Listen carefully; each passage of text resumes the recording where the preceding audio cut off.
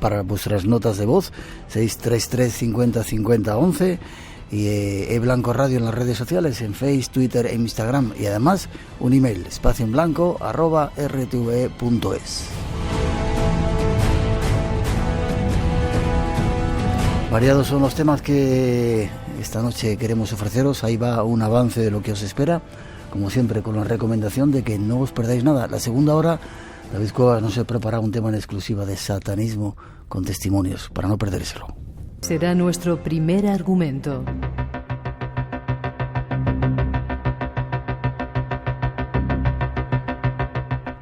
Después haremos una incursión en el mundo del satanismo en la actualidad. Nos lanzaremos a descubrir testimonios, filosofías y mucho más.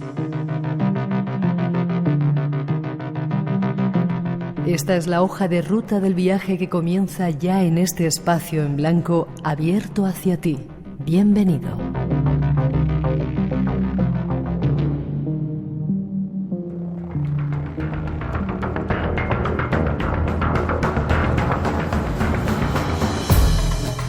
Ahí están las intenciones de esta noche, y con esta música que le gusta mucho a nuestro invitado les saludamos.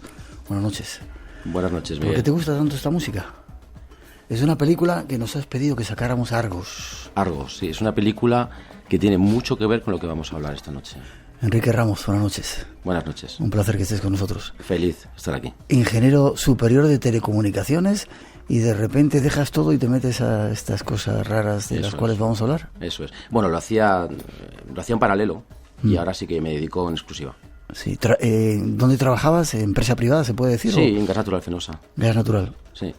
Y trabajé muchos años allí, 17 años. Y bueno, compatibilizaba un poco todo lo que estaba haciendo, todo lo relacionado con las capacidades psíquicas del ser humano, los sueños lúcidos, estas cosas. Y un día dije, se ha acabado. Sí. Voy a dedicarme en exclusiva a esto. ¿Y tienes poderes? No, poderes no. Es como el que desarrolla un músculo. El que va al gimnasio y tiene pocos brazos y luego tiene muchos. Sí. Sí. Vale, ¿y por qué Argos? ¿Qué es esta banda sonora que estamos escuchando? ¿Qué tiene que ver con el tema? Aunque luego lo vamos a ampliar. Porque Argos cuenta un caso que ocurrió en el año 1979, un ataque que hubo a la embajada de Teherán, la embajada de los Estados Unidos. Perdón, me dicen que es Argo, no Argos. Argo. Estaba diciendo mal. De la embajada de los Estados Unidos, y hubo un ataque de revolucionarios y unos secuestros. Y ahí participaron los militares norteamericanos que estaban dentro del programa Stargate de visión remota, el programa secreto, participaron para ayudar a liberar a esos prisioneros que estaban en manos de los revolucionarios. ¿Sí? En la película no se habla de la visión remota, pero sí que la información que lograron para luego conseguir liberarlos vino a través de la visión remota. Vale, ese es uno, o va a ser nuestro tema, uno de ellos, la visión remota. 900-137-137 por si queréis intervenir, y nos vamos a dar más datos de este asunto enigmático que hoy tenemos.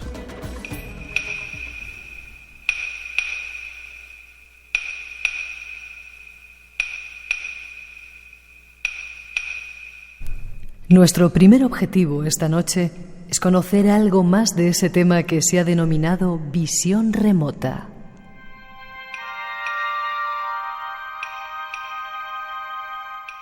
Recogemos algunos datos de su definición.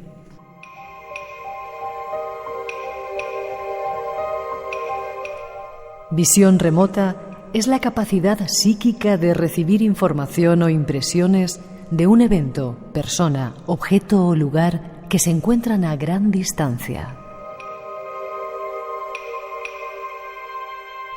Es considerada como una forma de percepción extrasensorial.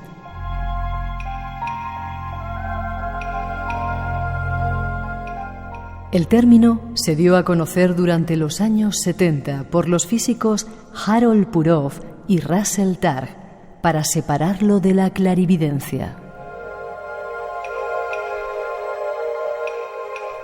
La visión remota fue popularizada durante los años 90 por la desclasificación de documentos relacionados al proyecto Stargate, llevado a cabo por el gobierno de los Estados Unidos. El proyecto fue un programa de investigación de capacidades paranormales que comenzó en 1975 por el potencial militar de los fenómenos psíquicos.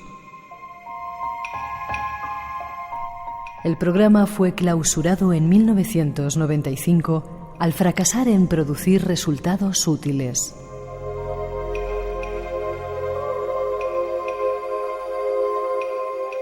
Nuestro invitado es un experto en el tema y nos da más datos. He visto que asentías así con la cabeza. ¿Estaban bien los datos? ¿Eran ciertos? No, perfecto. Es que me ha gustado mucho la pronunciación de los nombres de los científicos, ¿no? Me refería a eso, ¿eh? Te lo preguntamos a ti para... Sí, son muy bien pronunciados. Halpurov. Vale. Hay quien dice que, como contaba esta información, se clausuró el programa porque no tenía datos concretos o fiables y por eso dijeron, bueno... Eso no es así.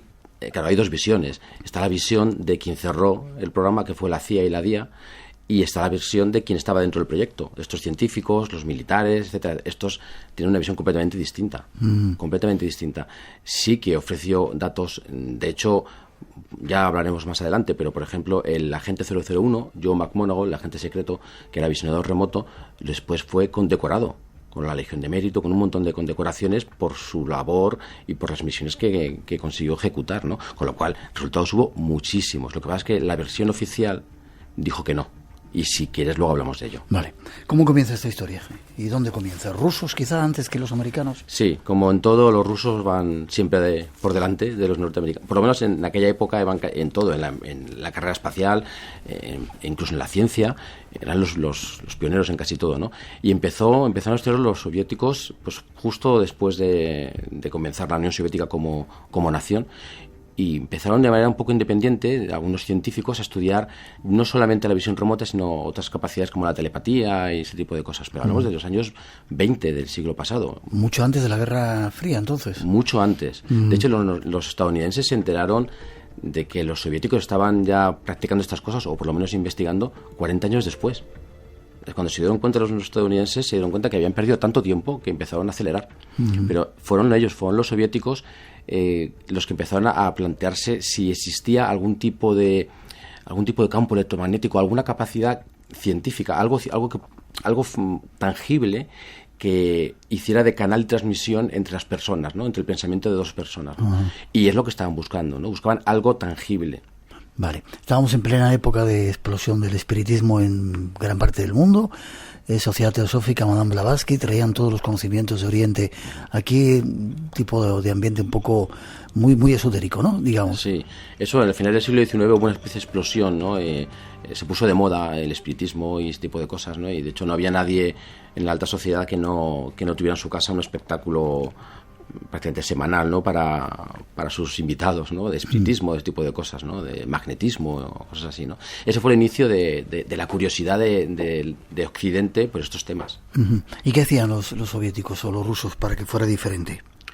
Pues los soviéticos lo que hacían es que justamente la Unión Soviética fue fundada con principios materialistas. La Unión Soviética, cuando se fundó, quiso desterrar las supersticiones, las religiones, etcétera, etcétera. Entonces se basó o se apoyó mucho en la ciencia, que era incipiente, ¿no? En aquella época, y eso les permitió seguir una serie de protocolos y seguir pues un camino un poquito más seguro que lo que se estaba haciendo, por ejemplo, en el resto de Europa o en los Estados Unidos, que, como decíamos, era un poco más folclórico, ¿no? Todo, un poco más de espectáculo, por llamarlo de alguna manera, ¿no? Eso es lo que se diferenció al principio. Luego es verdad que perdieron un poco la carrera. El programa estadounidense de visión remota fue mucho más importante después que lo que fue el soviético. Vale, ¿qué utilizaban para...? Porque en principio eran personas civiles, ¿no? No entraba nadie del ejército todavía, ¿no? Sí, al principio se estuvieron... el origen de todo esto fueron los dos científicos, Halpurov y Russell Targ, que estaban ya por su cuenta en un instituto norteamericano que existe todavía, se llama el SRI, que es el Instituto de Investigaciones de Stanford, que está en California. Empezaron a investigar la visión remota porque ellos tenían esa curiosidad, ¿no? Y entonces habían encontrado a dos personas que tenían esas capacidades ya desarrolladas. Entonces lo que querían entender es cómo funcionaba, ¿no? Al principio no se planteaban si iban a entrenar o no iban a entrenar, querían entenderlo. Y ahí por medio se metió la CIA. Y ahí comenzó todo. Vale. ¿Utilizaban las cartas Zener? ¿Qué tipo de instrumentos, de qué instrumentos tenían para que eso funcionara? O... No, las cartas Zener no, de hecho se utilizaron mucho en la primera mitad del siglo XX por Rhine y Zener, que son los dos que inventaron estas cartas, son estos famosos símbolos, las ondas, el triángulo, etcétera, etcétera, se utilizaban sobre todo para telepatía, no para visión remota, ¿no? Pero estos dos científicos, ya hablamos mucho después, como 30 años después del invento de las cartas Zener, estos científicos se dieron cuenta que no eran una herramienta buena para la visión remota porque produce un efecto de disminución, se llama. Es decir, las cartas, al ser limitadas, producen ruido mental. Tú, si tienes que adivinar una carta de 5, cuando haces el esfuerzo, te van a empezar a venir las 5 cartas a la cabeza. Entonces es mejor no conocer absolutamente nada de lo que vas a visionar para que justamente tu racionalidad no contamine la información real, ¿no? Entonces se dieron cuenta que al practicar cartas Zener, los resultados comenzaban siendo buenos, pero enseguida decaían. Y se abandonaron. Vale. ¿Tú tienes visión remota? Yo la he practicado, la entreno todos los días, un ratito, cuando tengo tiempo. Y claro, cuando hablo de visión remota me apasiona porque me apasiona el tema de la teoría, la historia, ¿no? de los programas que se hicieron, pero también la práctica, por supuesto. Sentir que tienes esa capacidad, que la tenemos todos, como he dicho antes, yo he ido al gimnasio, ¿vale? Y tengo un poco más de bíceps que a lo mejor otra persona, ¿no? De bíceps psíquico, pero es puro entrenamiento, son horas. ¿Y qué se puede ver con la visión remota? ¿Estás en tu casita y puedes ver a otra persona en la otra parte del mundo? Todo lo que sea obtención de información se puede ver, todo. ¿Y cuál es la diferencia con la telepatía? ¿Dos mentes que se comunican y claro, aquí en este caso no? La visión remota no necesita de otra persona. Tú puedes conseguir información de otra persona, de su cabeza, pero normalmente la puedes conseguir de cualquier sitio. Si yo quiero saber, por ejemplo, imagínate que quisiera saber la numeración de tu tarjeta bancaria, ¿vale? Pues no hace falta que te lo lea a ti, esa información ya está. No saben cómo, los científicos que estudiaron esto no saben dónde está esa información. Ya tendríamos que hablar de cosas ya complejas, de física cuántica, estas cosas, pero saben que la información está disponible, pero no en la mente de otras personas, está en la Matrix, no sé. En el registro gásico. Claro, en algún sitio, ¿no? Entonces la telepatía sí que es la transmisión de pensamiento entre dos personas, la visión remota es el robo o la obtención de información del plasma universal, o llamarlo de alguna manera, ¿no? Los críticos respecto a la visión remota decían que se concluyó el proyecto o que clausuró el proyecto porque los datos que conseguían esos visionarios de visión remota no eran muy claros y entonces dijeron no, por aquí no hay un camino para seguir. No, el problema de la clausura del programa Stargate es que hicieron un estudio. Para empezar, hice un estudio con los últimos 2 años del programa. El programa duró 18 años. Entonces cogieron los datos de los últimos 2. En los últimos 2 años el programa, es verdad que fue un poco desastre, porque en el año 95, cuando se clausuró, ya no estaban los protagonistas principales. Hal Purov y Russell Tarr, los dos científicos que son los que más sabían y saben que siguen vivos de visión remota, se habían ido ya del proyecto Stargate. En el año 82-84 se fueron los dos. Con lo cual, cuando la CIA empezó a investigar, ya no estaban los científicos que lo llevaban. No estaba Skip Atwater, que era el militar que dirigía el proyecto. No estaba Joe McMoneagle, que era el mejor visionador remoto del agente 001. Se habían ido todos, o casi todos. Quedaban los peores. Y claro, los últimos años es verdad que fue un poco desastre, pero en los primeros años hicieron un montón de misiones psíquicas de visión remota con muchísimo éxito. Ya. Se han hecho varias películas, decías Argo, una de ellas, y estoy recordando algo de cabras, una panda de los hombres que miraban fijamente las cabras. Eso. ¿También tenía que ver con todo esto? Sí, esa es una película que es una parodia, es una comedia del programa Stargate, ¿no? Pero yo conozco personalmente a los protagonistas, especialmente conozco mucho a Skip Atwater, al militar que dirigió el programa Stargate, conozco personalmente, está en su casa, es amigo mío, y él me lo ha contado que es un poco ofensivo, ¿no? Porque la película es como digo, es una parodia, se ríen, ¿no? Y no fue ni por asomo lo que ocurrió, es como cuentan en la película. No mataban a las cabras con la mente ni cosas estas. Te iba a preguntar si lo mataban. Vale. 2:23, 1:23 en las Islas Canarias. Primeros datos de este asunto. Nos vamos con los militares ahora. En Radio Nacional tenemos las noches más llenas de misterio de la radio. Adelante, disfrútalas. Estás en Espacio en Blanco, con Miguel Blanco, en Radio Nacional de España. Queremos saber más del proyecto Stargate. Sin embargo, durante la Guerra Fría, El gobierno de Estados Unidos creyó tanto en el posible potencial de los poderes mentales que creó un programa llamado Stargate para desarrollar la captación de información secreta. La CIA descubrió que en países de todo el mundo estaban investigando la visión a distancia mediante la clarividencia.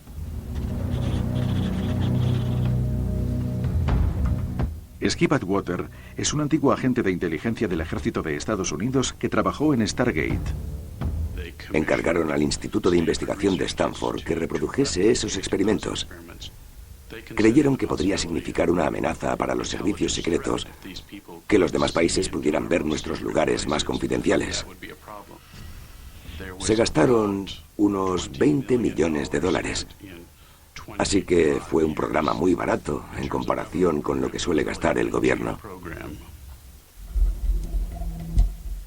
Mediante el sistema de visión remota de Stargate, los agentes intentaban imaginar escenas en la otra punta del mundo desde una base militar de Washington. La visión remota es como la primera definición de la percepción extrasensorial, la capacidad de describir o acceder a información que está bloqueada para nuestros medios de conocimiento normales.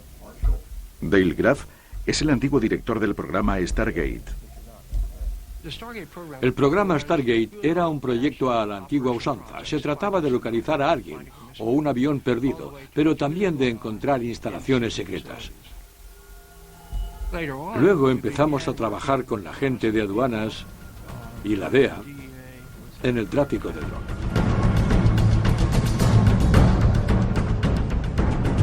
Proyecto Stargate. Conozcamos algo más de él. Vale, ¿estaban bien los datos del proyecto? Sí, perfecto. Vale, todo esto de visión remoto se lo apropia el ejército, entran militares a funcionar y comienzan un montón de proyectos. El primero no es Stargate, hay otros antes, ¿no? El primero fue el programa Scanate, que fue civil. Lo llevó la CIA, junto a estos dos científicos, y a personal civil. Y luego sí que comenzó el programa Stargate, que es que no se llamó Stargate, por eso hay tanta confusión. Es el mismo programa, pero se empezó llamando Gondola Wish, Green Flame, tuvo un montón de nombres. Pero es el mismo programa. O sea, hubo dos realmente, el Scanate, que era civil, ¿civiles? Y luego los militares, que fue el Stargate, que es el último nombre que es por el que se conoce. Vale, ¿y qué hacían ahí? ¿Y cuánta gente estaba implicada? ¿Cuántos militares? Pues originalmente se hizo una selección y hubo 12 militares que fueron preseleccionados por sus características psicológicas. ¿Como en la película? No, justamente no, como en la película no. En la película estaban un poco pirados, ¿no? Es lo que intentan mostrar, ¿no? Y de esos 12 luego quedaron 6. Hicieron más selección y se quedaron con 6, ¿no? El objetivo del ejército norteamericano, a diferencia de lo que hicieron los otros científicos, no querían saber cómo funcionaba la visión remota, se les daba exactamente igual. Lo que querían era aplicarlo. Querían demostrarse a sí mismos que esa capacidad extrasensorial existe y se puede aplicar. Porque si era verdad que se podía utilizar, quiere decir que los soviéticos ya les estaban espiando. Ajá. Demostrando que funcionaba, demostraban que ya les estaban espiando. Esa era su principal preocupación, ¿no? Pero les daba igual si funcionaba a través de ondas electromagnéticas, si funcionaba a través de... Les daba exactamente igual. El ejército quería resultados. ¿Los obtuvieron? Y los obtuvieron. La visión remota se convirtió en una fuente muy valiosa de información de inteligencia.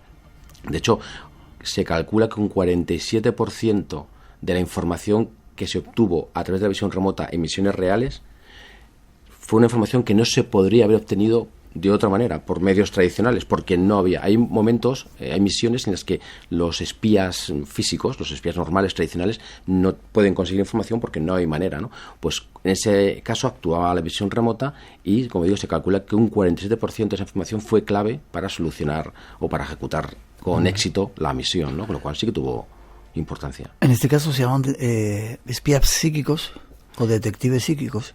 Espías psíquicos. Es la terminología. En este caso militares, pero también los podría haber civiles, ¿no?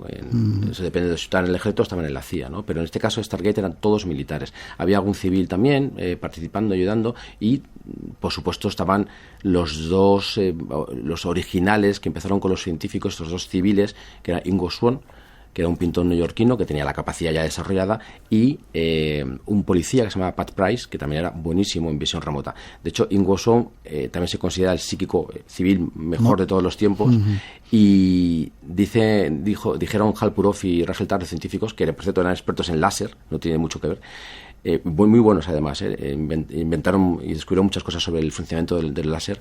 Bueno, pues dijeron que Ingwason nos enseñó a nosotros la visión remota. Nosotros se la enseñamos al ejército y el ejército se la enseñó al mundo. Esa fue la escala. O sea, el primero fue Ingwason.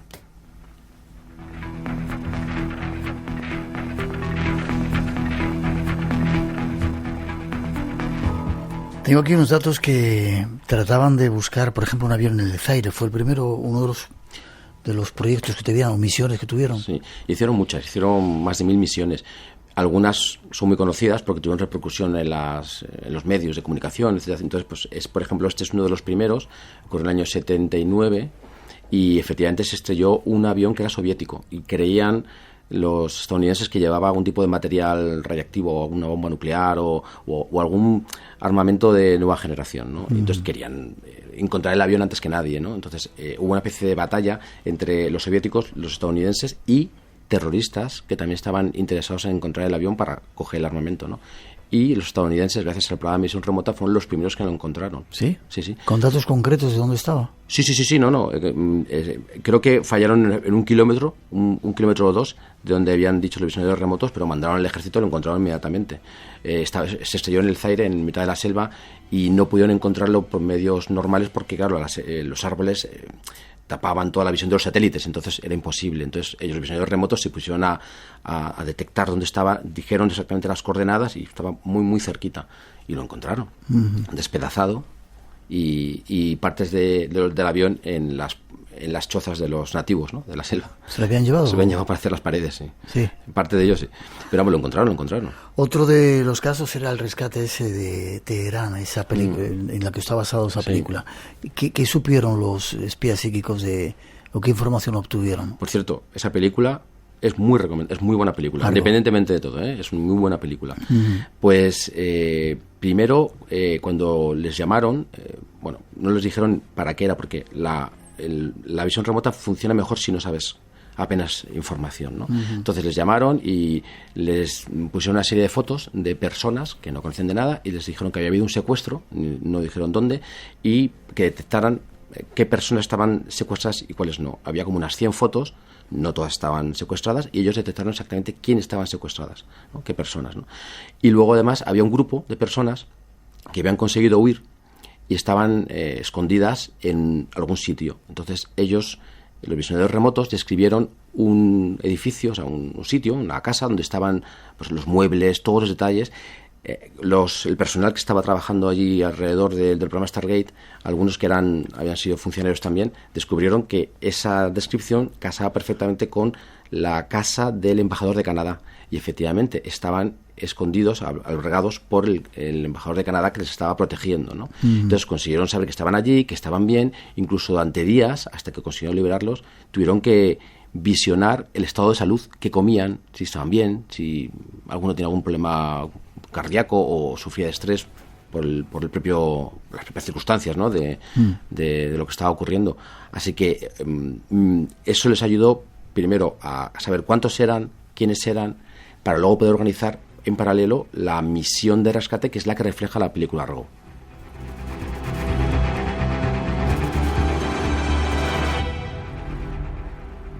Otro caso tenía que ver con submarinos también. ¿Eran capaces de localizar a los submarinos bajo el agua?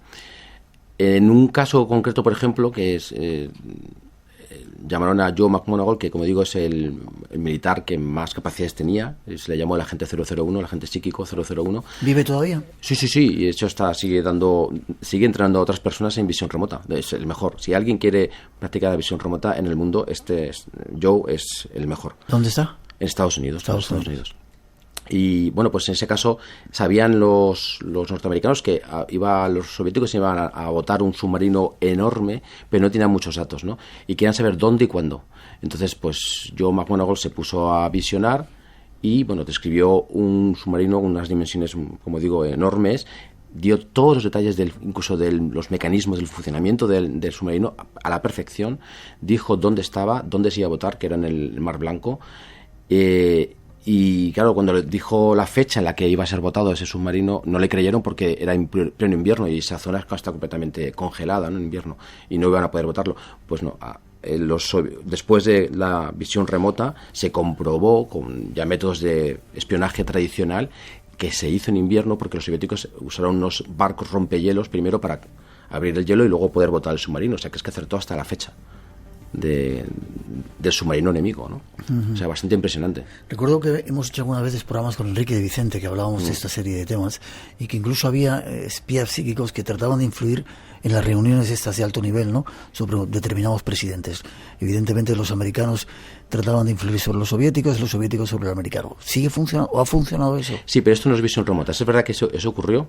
Y hubo bastante preocupación en los gobiernos, por ejemplo, no tiene nada que ver con la visión remota, pero sí es verdad que cuando, por ejemplo, Bush tuvo que visitar a Yeltsin, sí que se corrió el rumor que estaban los soviéticos intentando modificar un poco la mente del presidente y de los que la acompañaban, ¿no? Y también viceversa, ¿no?, cuando Yeltsin también tuvo que viajar a Estados Unidos, ¿no?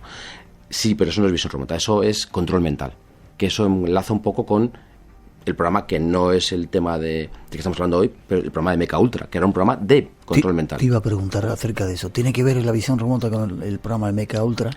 No tiene que ver y tiene que ver.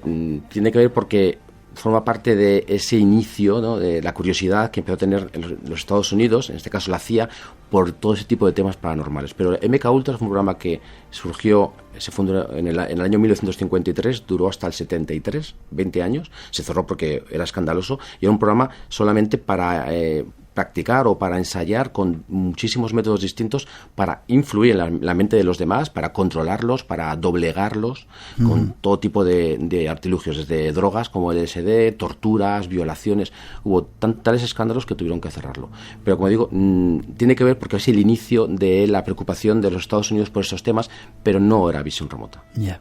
Si hacían eso entonces, Enrique, ¿qué estarán haciendo ahora, aunque se haya cerrado el proyecto? Esperemos que cosas como el programa Mecha Ultra no estén haciéndolo, ¿no? Desde luego visión remota sí, pero es que eso se sigue utilizando.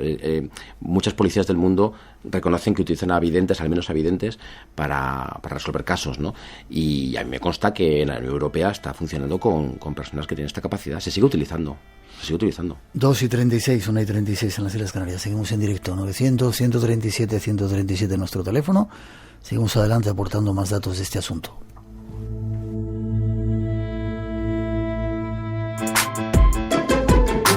Radio Nacional de España se mueve contigo. En el paseo de la mañana vi un corzo. Zama estaba a otra cosa, persiguiendo lagartijas. Salgo de casa a la calleja, al camino. Dejo a un lado los muros del jardín. Venga la radio. Tú saltando dentro de tu mente. Para llenar una maleta ligera de transportar. Ni una nube en el cielo de la mañana. Venga la radio, con Lara López. Con nuestro amor y agradecimiento. Los domingos a las 7 de la mañana. Cuyo nombre nunca. Las 6 en Canarias. Y recuerda, esto me suena a pueblo. Sábados y domingos a la 1 de la tarde. Radio Nacional de España.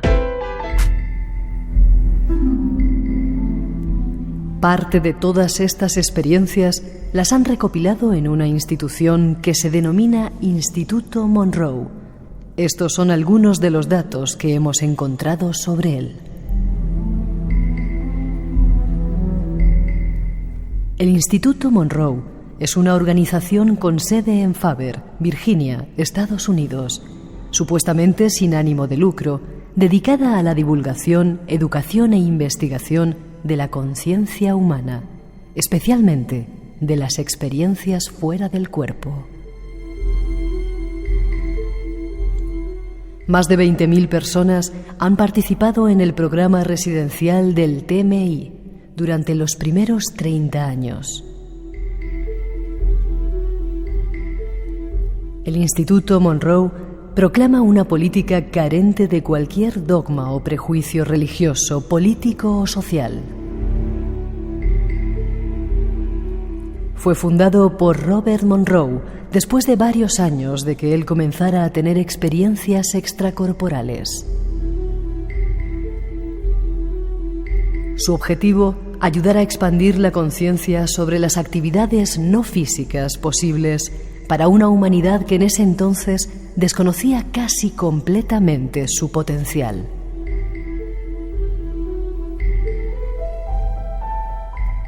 Nuestro invitado nos da más datos.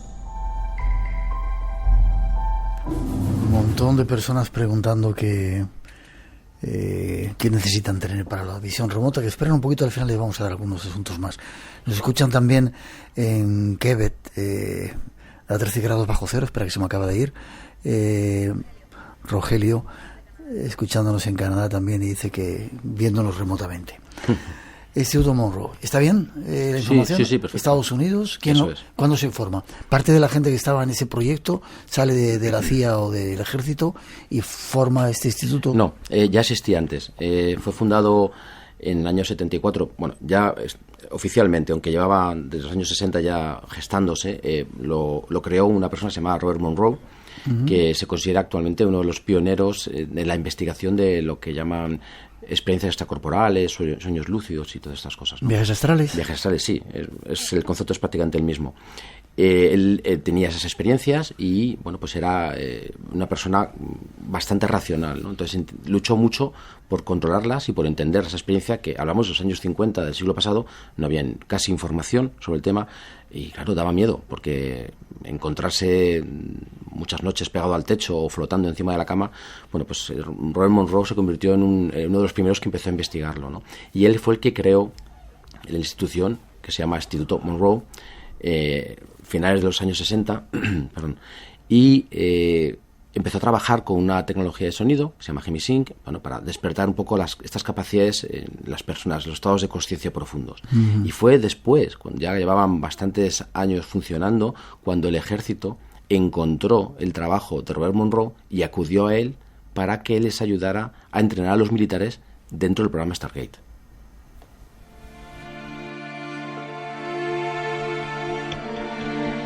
O sea que el ejército se aprovechó de una serie de cosas que ya se estaban desarrollando para su propio beneficio.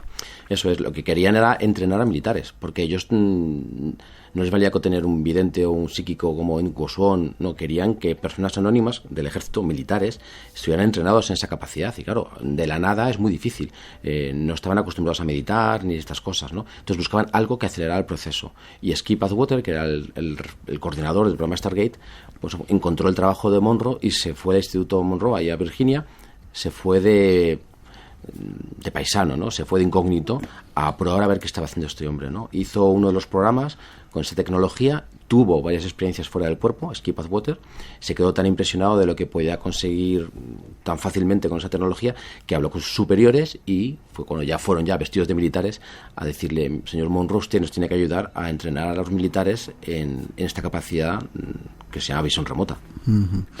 Como decíamos ahí, no tiene ningún tipo de carácter ni religioso ni... No. Pero para alguna gente dicen que es una especie de secta, ¿no? Que utilizan... No tiene nada que ver. Es un instituto... lo que hacen es investigación. Hacen programas de entrenamiento a otras personas y con eso financian otras investigaciones. Tienen laboratorios, tienen cámaras de aislamiento. Se dedican a investigar nuevas aplicaciones de los estados de conciencia, ¿no? Pero es absolutamente aséptico. De hecho, la política del Instituto Monroe es intentar, incluso con el lenguaje, ser lo más neutrales posible para poder acceder a todo tipo de personas independientemente de sus creencias. O sea, es muy, muy, muy neutral. Cualquier persona puede llegar y decir: quiero entrar, quiero hacer un curso, quiero aprender. Cualquier persona puede entrenarse, exactamente. Sí, sin problema. ¿Y qué tipo de cosas puedes desarrollar con ese entrenamiento? Luego vamos a ver los métodos, porque es un sonido, lo vamos a escuchar y vamos a dar más datos acerca de todo ello. Pero ¿qué se puede conseguir? Pues se puede conseguir desde cosas cotidianas, por ejemplo, pues cualquier cosa relacionada, por ejemplo, con una cosa que parece una tontería, pero la liberación del estrés, ¿no? El reducir el nivel de estrés, que en esta sociedad es un problema tan gordo, permite aprender a relajarte de manera inmediata. Lo que hace la tecnología es entrenar el cerebro para que tú puedas luego, a voluntad, sin la tecnología, entrar en estados de conciencia profundos. Como digo, o bien para la pura relajación, bien para visión remota, lo que estamos hablando, bien para entrenarte, por ejemplo, en los famosos sueños lúcidos o experiencias fuera del cuerpo, también viajes en el tiempo, acceder a recuerdos pasados, tuyos propios o en general de la humanidad, ¿no? Bueno, es un poco también lo que llaman la arqueología psíquica, ¿no? Que se sigue practicando, ¿no? Se pueden conseguir muchas cosas, desde cosas cotidianas a cosas relacionadas con las capacidades psíquicas, ¿no? Ya, es a través de una técnica, un sonido o una tecnología hacer que se desarrollen capacidades de nuestro cerebro o de nuestra mente que no tenemos conciencia de ellas, ¿no? Eso es desarrollar las capacidades que tenemos todos. Evidentemente no todo el mundo puede alcanzar el nivel de excelencia que tiene, por ejemplo, Nadal, el tenista. No todos podemos ser Nadal en el tenis, pero todos podemos llegar a un nivel básico de tenis. Pues esto es lo mismo. Todos tenemos capacidades porque todos estamos diseñados exactamente igual, salvo que seamos extraterrestres y no lo sepamos. Si somos humanos, tenemos la misma composición y el mismo tipo de cerebro, así que tenemos todos las mismas capacidades. Unos serán mejores y otros serán peores. Vale, dicen que el Instituto Monroe es sin ánimo de lucro, una entidad sin ánimo de lucro, pero supongo que habrá que pagar una pasta por hacer estos cursos. Bueno, depende de qué tipo de cursos, de la duración, si lo haces dentro del instituto que tienes, bueno, pues tienes tu manutención y tu alojamiento incluido, pues depende. Pero es sin ánimo de lucro porque lo que se recauda se tiene que invertir de nuevo en la institución. Uh-huh. Claro, evidentemente hay algunas personas que son de plantilla, porque hay cocineros, hay gente que limpia, etcétera, etcétera. Pero todo se tiene que volver a la investigación. Eso se llama sin ánimo de lucro. Hay mucha gente trabajando, no sé cómo se llaman los maestros, los profesores. ¿Tú eres uno de ellos? Sí, bueno, se llaman entrenadores, no hay nada místico. Entrenadores. ¿Hay muchos? Sí, bueno, no solamente en Estados Unidos, también hay en otros países de Europa, por ejemplo, en alguno en Latinoamérica, hay poco, pero hay distribuidos por todo el mundo.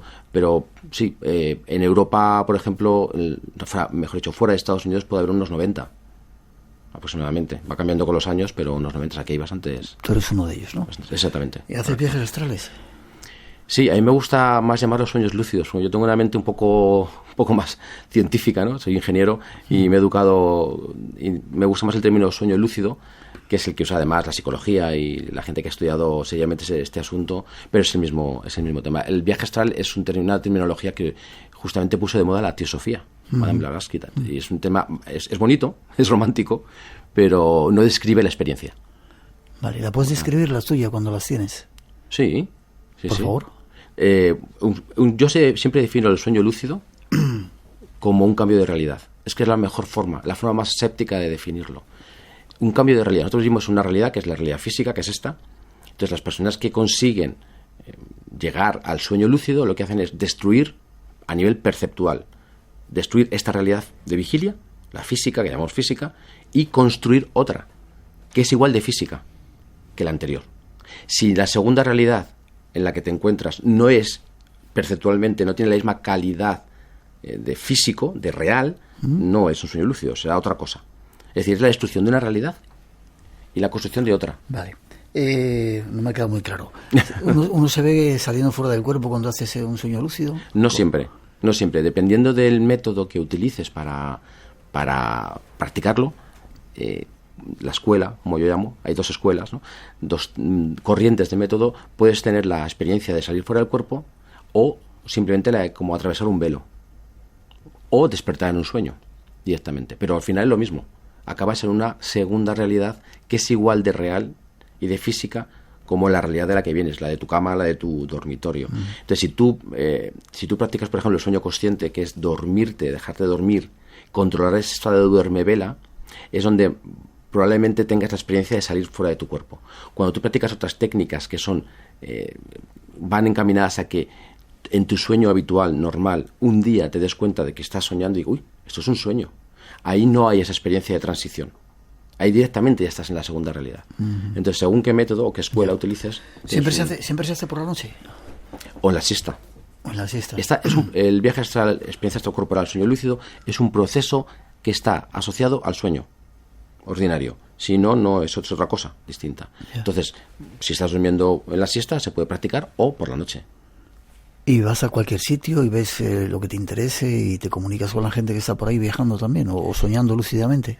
Sí, como todo es en función de tu nivel de práctica, ¿no? Cuanto mejor sea, cosas más asombrosas puedes hacer, ¿no? Al principio eres como un pato porque tienes que aprender cómo moverte, cómo desplazarte, cómo estabilizar, porque es la realidad que tú creas, nada más estudiar la anterior, es una realidad personal.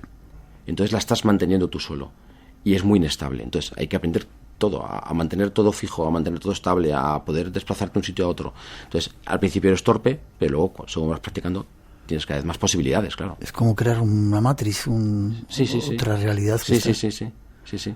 Nos vas a explicar dentro un momentito con más detalle. Hay un montón de gente interesada que quiere saber más de ellos. 2:50, 1:50 las Islas Canarias. Seguimos adelante con una parte de ese sonido, de esa técnica para aprenderla esta noche. Esta noche, en Espacio en Blanco. Satanistas de España es una organización sin ánimo de lucro y lo que persigue principalmente es que se reconozca el satanismo como una religión oficialmente en este país. Igual que se estudia la religión griega o el budismo, pues se pueda estudiar el satanismo.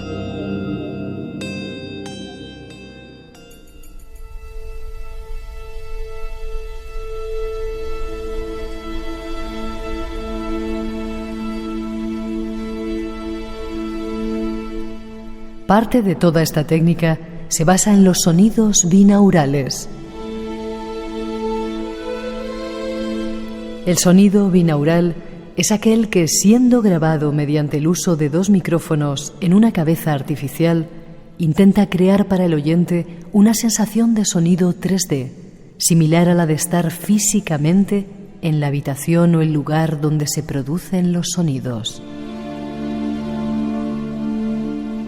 La escucha binaural es la que poseen los seres dotados de 2 oídos.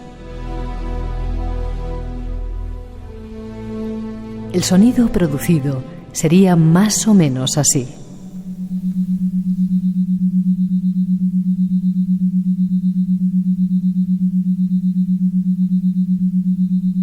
Conozcamos algo más de esta técnica. No me digas, Enrique, que a través de ese ruidajo que suena, que incluso te molesta, puedes desarrollar capacidades. Sí. ¿Sabes lo que ocurre? Como actúa por un principio biológico, cuando no te das cuenta. Empiezas a escucharlo y de repente, cuando quieres empezar a pensar, estás ya en el otro estado de conciencia. Actúa solo. Ese sonido te lleva a ello. Sí, y ya se te olvida. Se te olvida el sonido, se te olvida todo. Estás en otra historia, ¿no? Con lo cual no es nada desagradable, todo lo contrario, produce una relajación muy profunda al principio y ya te vas dejando llevar. Vamos a ver si nuestros compañeros pueden recuperar un pedacito del sonido. ¿Quién inventó, o quién argumentó esto? ¿Quién sacó este sonido? ¿De dónde lo sacaron? El principio de los tonos binaurales se conocía ya desde el siglo XIX. Un científico austriaco creo que era, que descubrió el principio, no es que lo inventara, ¿no? Y luego Monroe lo recuperó. A través de él estaba muy bien relacionado, se movía con la alta sociedad estadounidense y tenía amigos importantes. Uno de ellos era físico, otros eran médicos. Entonces, a través de un artículo científico que este físico amigo de Monroe había escrito en una revista, lo leyó y se interesó y le pidió trabajar con él y aplicarlo, ¿no?, a algo físico, ¿no?, a una tecnología. Y lo consiguieron. Espero que es un principio, no es un invento, es la recuperación de algo que ya tenemos, que ocurre en nuestra biología, sí o sí. Como decía la locución, porque tenemos 2 oídos y tenemos 2 hemisferios cerebrales, ¿no? Entonces, en cualquier animal que tenga esta constitución también funcionaría. En un perro, en un gato, también funciona. Lo volvemos a escuchar un segundito.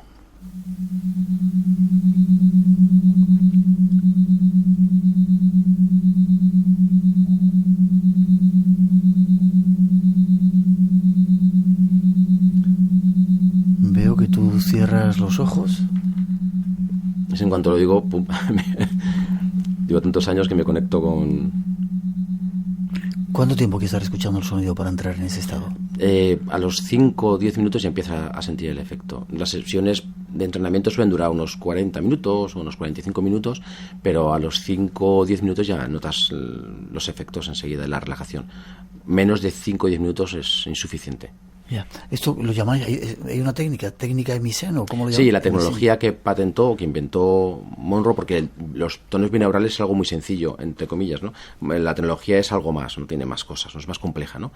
Y bueno, lo llamó Hemisync, de hemisferio y sincronización. De ahí viene la palabra, ¿no? De la tecnología. Vale. ¿Cómo puede uno empezar a...? Pregunta mucha gente y vamos a ver si les damos algún dato más concreto. ¿Dónde se consiguen esos sonidos? ¿Cómo se consiguen? ¿Qué hay que hacer? Bueno, los sonidos están libremente, se pueden adquirir libremente pues en la página del Instituto Monroe, por ejemplo. Se pueden comprar, son audios pues, normales, ¿no? Son pistas de audio que tienen una tecnología muy compleja dentro, pero no son máquinas ni nada, simplemente una pista de audio que tú puedes meterte en un móvil o te lo puedes meter en cualquier sitio, ¿no? O incluso un CD también lo puedes poner, ya el CD está de capa caída, pero bueno, cualquier soporte electrónico y unos auriculares normales y corrientes. Te los coges, te pones en tu casa y... Hombre, si tú quieres conseguir cosas prácticas, es bueno que tengas un entrenador. Como tenían en el ejército, tenían los entrenadores que, claro, llevaban a los militares, que eran personas anónimas, al fin y al cabo, les conducían, eran expertos que les conducían pues a la excelencia, ¿no? A desarrollar esas capacidades. La tecnología es una cosa, pero siempre es bueno tener una persona que sepa, pero como en todo, como el que hace tenis, como he dicho antes, como el que hace cualquier otra cosa, ¿no? Ya. ¿Y hay diferentes tipos de sonido como este que hemos escuchado? ¿Hay otros más? Sí, son... Cada uno sirve para... Claro. Es como, bueno... Sí, son todos bastante parecidos, pero a veces son más agudos, dependiendo de qué frecuencias contengan, te llevan a un estado de consciencia u a otro. Por ejemplo, hay unos que son solamente para la relajación, otros que son justamente para la visión remota. Entonces, dependiendo, pues suena ligeramente distinto, pero son muy similares. Ya. Vamos a volver a repetir el sonido un segundito. ¿Este para qué serviría? ¿Para relajarse?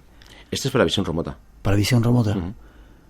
¿Y cuánto tiempo haría falta estar escuchándolo? ¿O cada individuo...? En la sesión vas a notar los efectos ya. En la primera sesión notas sensaciones como que sientes una presión en el entrecejo, se te mueven los ojos, como la fase REM. Sí. Empiezas a moverse solos, como si estuvieran locos. Y eso quiere decir que el cerebro está intentando ver. Claro, se activa el nervio óptico y claro, empiezas a ver imágenes. Se te hace la pantalla de la mente, se suele, que normalmente es plana, la negrura se hace profunda. Ves como si tuvieras unas gafas de 3D, negro al principio, pero profundo, ¿no? O sea, hay una serie de síntomas que te están diciendo que estás entrando en el estado de conciencia, ¿no? Vamos a escuchar un segundito.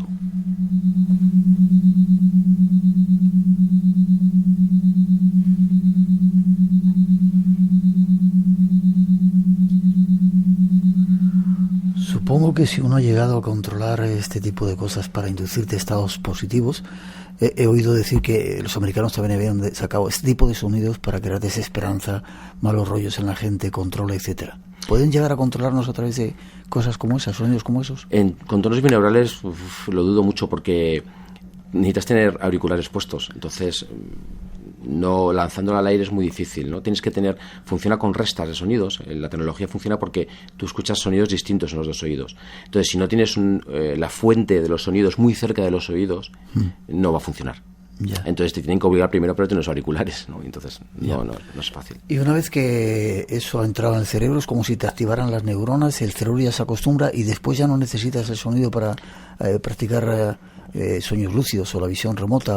Claro, es un entrenamiento. Lo que hace es que, como cuando vas al gimnasio, tú no estás todo el día con las pesas. Entrenas y cuando tienes el músculo fuerte, ya está, el músculo está fuerte. Y luego ya lo utilizas para cortar leña o lo que quieras hacer, ¿no? Pero tú no te llevas las pesas después. O para competir, por ejemplo, en una carrera, ya te has ido al gimnasio, te has entrenado y luego te llevas las pesas. Simplemente compites, ¿no? Pues esto es igual. Tú la tecnología la utilizas, te entrenas, tu cerebro ya reconoce esos estados y luego los puedes reproducir a voluntad. Para visión remota o para lo que sea, ¿no? Ya. ¿Tú entras muy rápido en...? Sí, pues claro, pues depende de los años que lleves, yo entro muy rápido ya, claro. Al instante. ¿Tu última experiencia? Si la puedes contar en 30 segunditos o esperas después de las noticias. Cuando quieras. ¿De sueños lúcidos te refieres? Sí, sí. Pues hace ayer mismo, por ejemplo, por la noche. Espera, ahora me lo cuentas.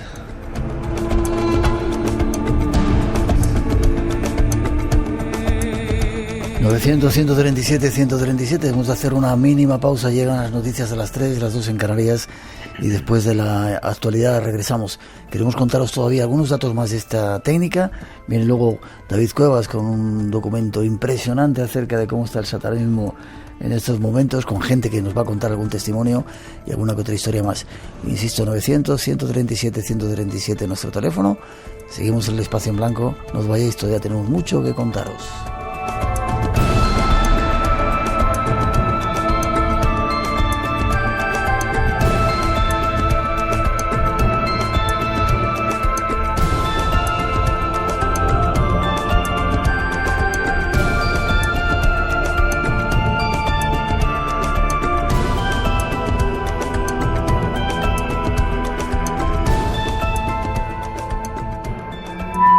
Esta noche, en Espacio en Blanco...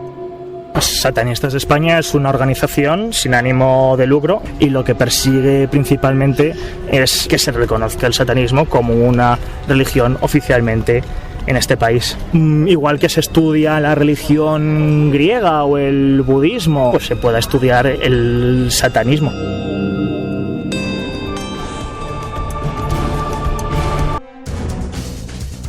Y 2:06 en las Islas Canarias, volvemos en directo, una hora tenemos casi por delante, hasta las 4 o las 3 en Canarias, para seguir hablando de estos temas que nos gustan aquí en Radio Nacional. Teléfono de llamada gratuita 900-137-137 y redes sociales abiertas para todos los que queráis conectar con nosotros. Los saludos para todos los que estáis en cualquier parte del mundo escuchando el programa. Por ejemplo, en Ecuador, Trisub Hill nos desea una Navidad feliz y manda saludos para todos y un montón de gente por ahí. Nuestro primer tema, la visión remota. Dentro de nada, David Cueva llega con testimonios acerca del satanismo, pero todavía nos queda algo que contaros de esta visión remota. Tras esa introducción, vamos con ello. Piensan que las investigaciones del Instituto Monroe tienen connotaciones pseudocientíficas. En concreto, el uso de las ondas binaurales, cuyos beneficios no han sido contrastados por la comunidad científica. Pero, ¿qué son y cómo son estas ondas? Os ponemos un poco del sonido que se utiliza.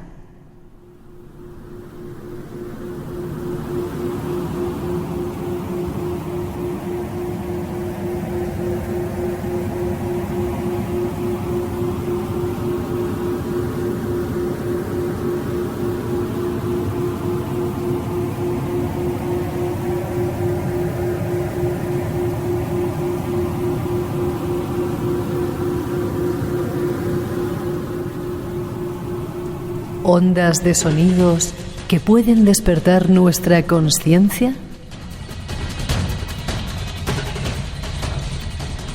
Investiguemos algo más sobre ello. Bueno, este era un tipo diferente de sonido del que hemos escuchado antes, ¿no? Sí, el anterior no era gemisín como tal, era un tono binaural. Es una resta de dos frecuencias. Vale, déjame que diga una cosita. Sí. Dentro de poquito, en esos programas especiales que estamos haciendo para Navidad, vamos a poner un trabajo que han hecho nuestros compañeros de dramáticos, binaural, que hay que escuchar con auriculares y es tremendo. Sí. Para que vean un poco lo que es todo este asunto. Dime. Y esto último que hemos escuchado sí que es la tecnología gemisync, porque se identifica porque encima ponen ruido rosa, que es ese zumbido. No es la tecnología como tal, sino que la tecnología va embebida dentro para que el cerebro la acepte mejor, ¿no? Entonces esto que sí que hemos escuchado ahora sí que es la tecnología completa, ¿no? Ya. ¿Y hay sonidos ahí que escuchamos? ¿Son perceptibles o solamente los percibe el cerebro? No, son sonidos audibles. En los dos oídos tienes sonidos distintos y el cerebro, al tener en los dos canales auditivos frecuencias parecidas pero distintas a la vez, lo que hace es que no lo entiende y lo resta. Entonces lo que tú escuchas no es el sonido de la izquierda ni el de la derecha. Escuchas un tercer sonido que no existe fuera y que se produce dentro de tu cerebro. Yeah. Pero lo que tú escuchas sí que son audibles, está dentro del rango audible, entre los 20 hercios y los 20.000 que lo escucha el ser humano, ¿no? Que voy a pedir a nuestros compañeros que vuelvan a repetir el sonido si podemos.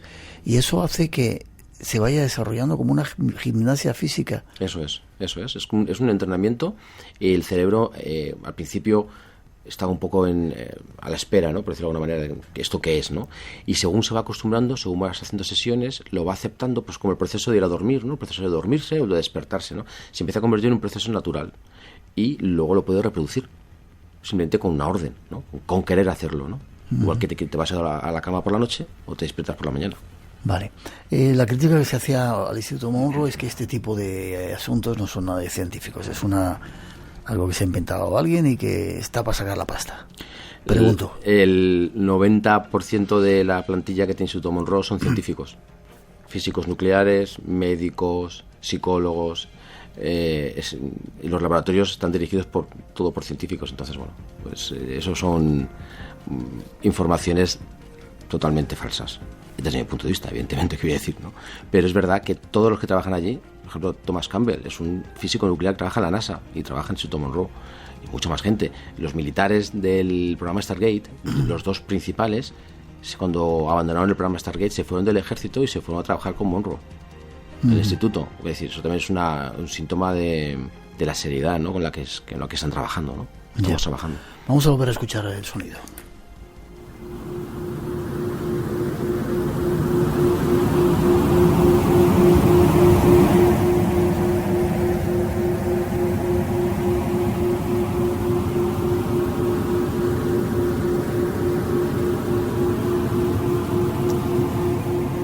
Puesto atención y si se escuchan, dependiendo de derecha o izquierda, diferentes sonidos que están ahí como metidos, ¿no? Eso es. Ahí te voy a hacer unas cuantas preguntitas. Dice que utilizan, hay una pregunta, una app gratuita binaural para dormir y funciona, pero no sabe cómo utilizarla para sueños lúcidos. Hay apps de estas, ya no sé ni cómo se llaman, aplicaciones en los teléfonos o en internet que sirven para sacar estos sonidos también ya. Sí, antiguamente esto se distribuía, fíjate, cuando empezó Instituto Monroe se distribuía en cassettes, eran cassettes. Eso me acuerdo yo, fíjate. Claro, y después fue el CD, que todavía sigue, el soporte CD, pero ya actualmente se está escuchando, la gente lo escucha en apps, hay apps para escuchar los sonidos binaurales o la tecnología Gemisync, ¿no? Esto, claro, va cambiando la tecnología y el instituto se va adaptando a ello, ¿no?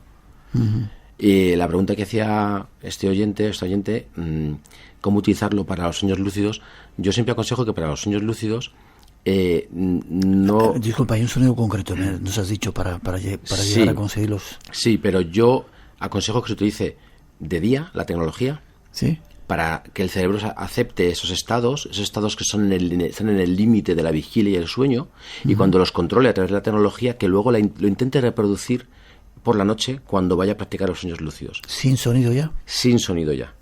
Después de un tiempo de entrenamiento con la tecnología, si tú haces el esfuerzo de recordar las sensaciones que tenías durante el entrenamiento del día con la tecnología, tu cerebro te va a llevar a ese estado de nuevo.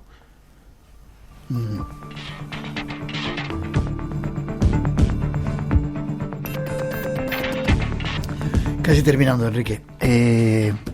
Teníamos previsto meter otra cosita, pero hemos alargado el tema contigo. ¿Para qué se está utilizando? ¿Aplicaciones? ¿La visión remota? Sí, la visión remota. Pues actualmente se utiliza para bastantes cosas. Cuando terminó el programa Stargate en el año 95, hubo mucha gente que se quedó sin trabajo. Mucha gente, militares o civiles que sabían hacer visión remota, pues se quedaron sin nada que hacer, ¿no? Entonces montaron empresas que siguen actuando, algunas, que ofrecen servicios de visión remota, pues, por ejemplo, a empresas que buscan yacimientos petrolíferos o minerales. No suena muy serio eso, ¿no? Es decir, te voy a encontrar petróleo, oro con... Sí, lo usan. Lo que pasa es que normalmente las empresas que contratan estos servicios no lo dicen. Firman un contrato de confidencialidad para que la persona que trabaja para ellos, el visionador remoto, no cuente que lo hace, porque como dices tú, puede dar malas, claro, pero es muy efectivo y les pagan bien. Sí. ¿Y descubren petróleo, oro, lo que sea? O luego también otra aplicación, que es lo que hablábamos antes de la arqueología psíquica. Hay gente, arqueólogos, que utilizan a personas que tienen la capacidad de visión remota para encontrar los yacimientos, porque ¿qué más da? Si el visionador dice, a ver, el arqueólogo dice, yo sé que en esta zona estoy buscando Troya, por ejemplo, imagínate. ¿Cómo? Pero no sabemos si está aquí, 10 kilómetros más allá, entonces no vas a hacer catas, porque lo que más vale de la búsqueda de yacimientos arqueológicos es las catas, es lo que más vale, el excavar, vale mucho dinero. Entonces, si tú haces catas al azar y tienes un lugar que tiene 10 kilómetros de radio, pues te puedes arruinar. Si el visionador dice, no, es que está aquí, excava aquí, y excava y ya está. Luego el arqueólogo hace su trabajo, interpreta el yacimiento, pues, con los principios de la arqueología, de la historia, de manera completamente científica. Si lo que hace el visionador remoto es ahorrarle tiempo y dinero. Es como los que buscan los sahoríes, que buscan agua y encuentran el lugar ahí. Exactamente. Si lo encuentras, ya está. ¿Qué más da? ¿Cómo lo has hecho? Pues ya está hecho.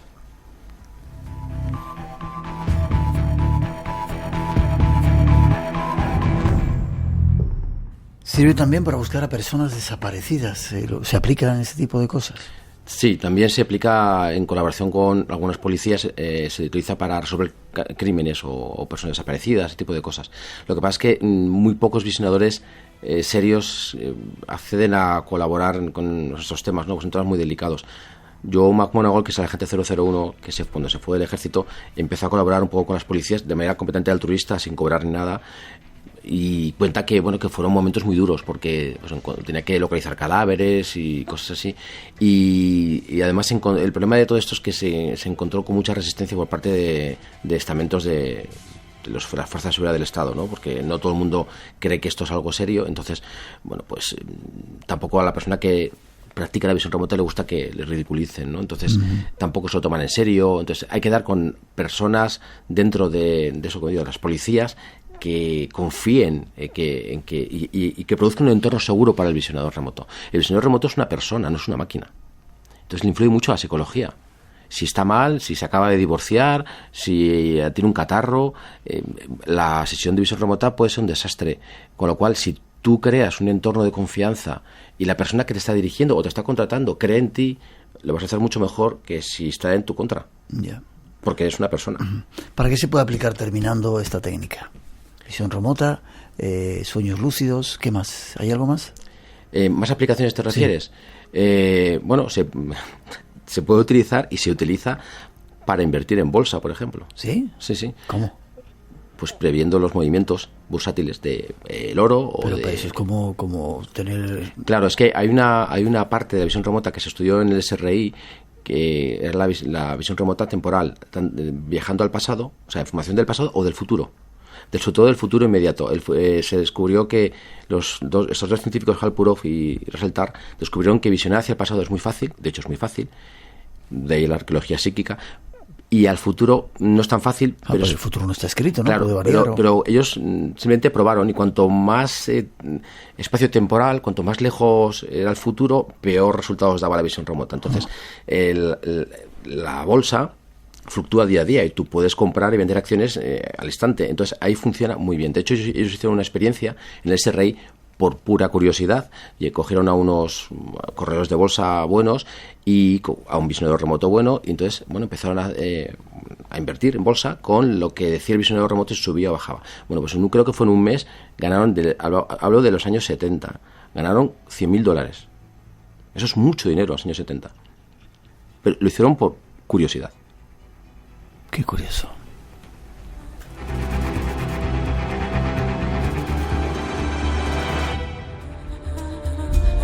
Información, ¿dónde pueden darle más datos? ¿Cómo conectar contigo?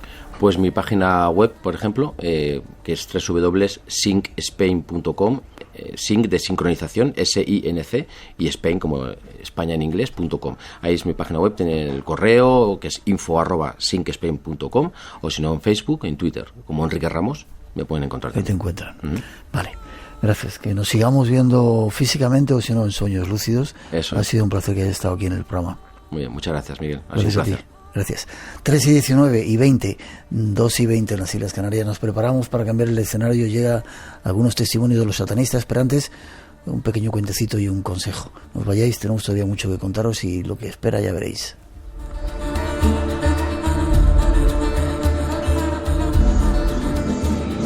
Buenas noches y saludos a todo el equipo de Espacio en Blanco desde San Sebastián de la Gomera, a los pies de la puerta de la iglesia de Nuestra Señora de la Asunción. Como podéis escuchar, hay un ambiente navideño, gente cantando por las calles, villancicos, y desearos a todos feliz Navidad desde aquí. Un saludo y estamos esperando escuchar el programa de esta noche. Mi hermano y yo dejamos de hablarnos hace más de 20 años. La causa fue una simple discusión familiar. Pero lo cierto es que aquel día perdí a mi hermano. Salió por la puerta y nunca más volví a verle. Hasta ayer.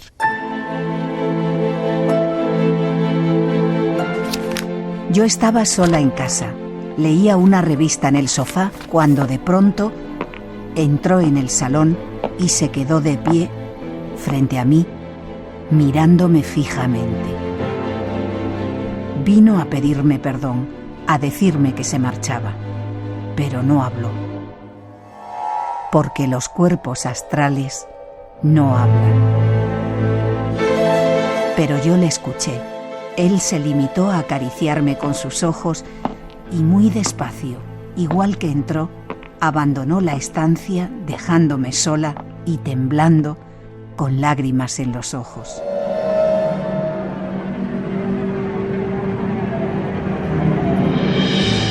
Esta mañana he sabido que mi hermano ha muerto. Mi sobrino me ha dicho que estaba enfermo y ya no salía de casa.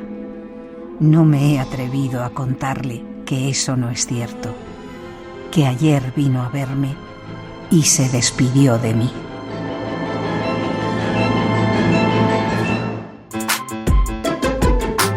Radio Nacional de España se mueve contigo. Number 11, Juan Antonio Corbalán. El capitán también recibe su medalla. Iniesta. 3 títulos mundiales, ahí la tiene Carolina ¿Qué Marín. deportista te hubiera gustado ser? Nadal gana en Nueva York. Mitos del deporte. Con José Antonio García. Seguro que tu mito pasará por este programa. Los lunes a las 2 de la madrugada. La 1 en Canarias.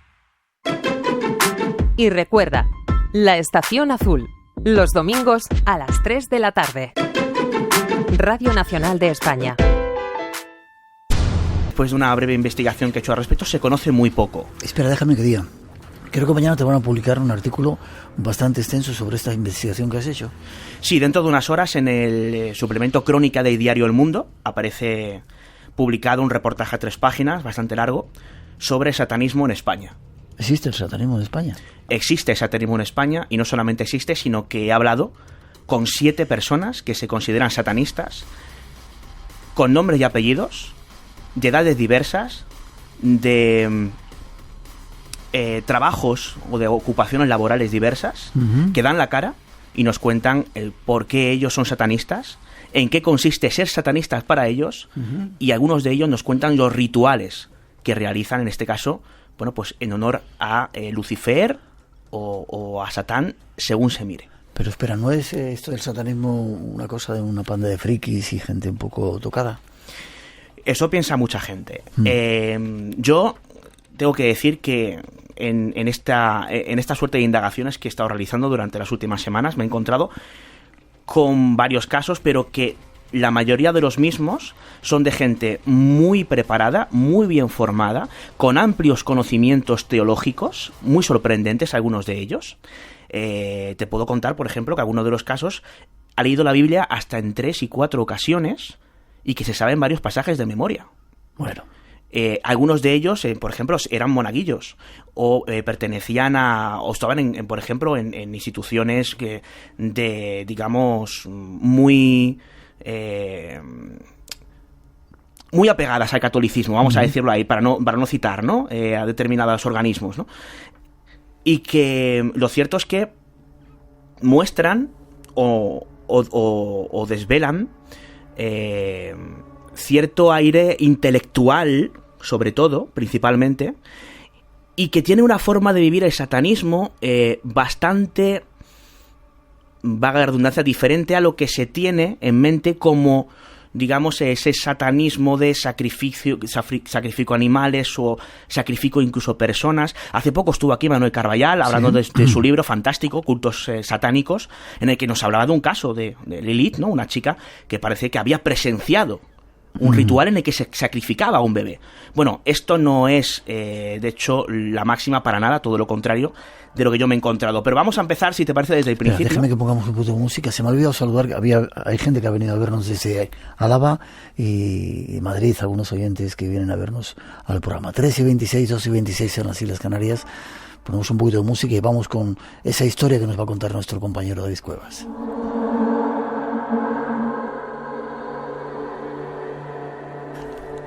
Cuando quieras.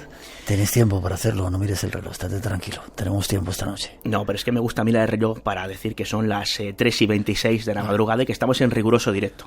2 y 26 en Canarias, vamos con ello. ¿Cómo comienza esta historia? ¿Cómo comienzas tú la investigación? Bueno, a ver, a mí el tema siempre me ha llamado la atención, ¿vale? Pero digamos que esto tiene un punto de partida. Bueno, hace aproximadamente un par de meses, junto a Manuel Carballal, yo entrevistaba a Miguel Pastor, Miguel Pastor es un chaval de 25 años que es también satanista. ¿Podemos dar los nombres así? Sí, podemos dar absolutamente todos los nombres y todos los datos. Y él es además el presidente de Satanistas de España. ¿Qué es Satanistas de España? Pues es una de las primeras agrupaciones satanistas reguladas en España por el Ministerio del Interior. De hecho, lo hicieron hace algunos meses, ¿no? Y su acto de presentación consistió en 2 partes. El primero de ellos fue en la Facultad de Filología de la Universidad Complutense de Madrid el pasado 28 de noviembre, donde se realizaban unas jornadas sobre satanismo. ¿En la universidad? En la universidad. Uh-huh. ¿En qué consistían? Pues varias personas que eran o doctores o doctorandos en ciencias de las religiones, o médicos, historiadores. Yo mismo estaba ahí dando una charla sobre la figura del diablo en la ficción televisiva. Pues hablábamos desde diferentes puntos de vista, de diferentes aspectos formales de lo que se conoce o no sobre satanismo. Digamos que de una forma como muy tosca, resumidamente, venía a ser lo que pretendían las jornadas. ¿Qué pasa? Que días antes ya se publica en redes que hay varias personas de diferentes agrupaciones católicas que van a protestar en un acto de lo que ellos denominan desagravio en la capilla, en la propia facultad donde se realizaba este acto. Había una capilla más justo enfrente del salón de grados donde se realizaba precisamente las charlas. Y bueno, pues como acto de protesta, precisamente a unas horas concretas del mediodía, varias personas se iban a reunir allí para rezar el rosario como protesta, insisto, como acto de desagravio, precisamente por lo que en contra de lo que estaba pasando pues unos metros más adelante, ¿no? Uh-huh. Claro, ante esto lo que se hace es que el párroco de la capilla de la facultad decide, para evitar posibles problemas, cerrar la capilla durante gran parte del día, porque por la mañana sí que se abrió por una misa a las 8 de la mañana y demás. Bueno, empiezan las charlas y hasta las 11:30 todo normal. A las 11:30 salimos a lo que es la zona, la hora del café, y de repente cuando estamos allí reunidos, pues tomando, pues lo típico, desayunando, en un descanso de lo que eran las charlas, irrumpe en el pasillo de acceso que estaba muy cerca, bueno, el pasillo que estaba, digamos, en lo que es el hall de la facultad. Uno de los pasillos daba acceso directamente al salón de grados donde tenía lugar el evento. Cuando estábamos en el pasillo, irrumpen en el pasillo unas 5 personas encapuchadas, con pasamontañas, gritando fuera masones de la universidad, brazo en alto, con cruces, diciendo viva Cristo Rey y tirando panfletos de publicidad de partidos falangistas, ¿vale?